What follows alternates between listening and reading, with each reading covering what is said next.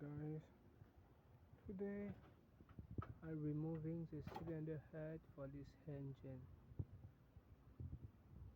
As you can see, this is a whole Mitsubishi. No, it's not a whole engine, but it's all engine in this garage because it's been a long time this engine is there. So one of my customer has a cylinder head issue, so we decide to change it.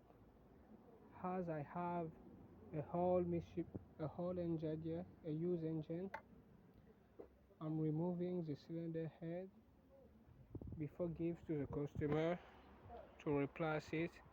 I'm going to test this. Some people here test the cylinder head.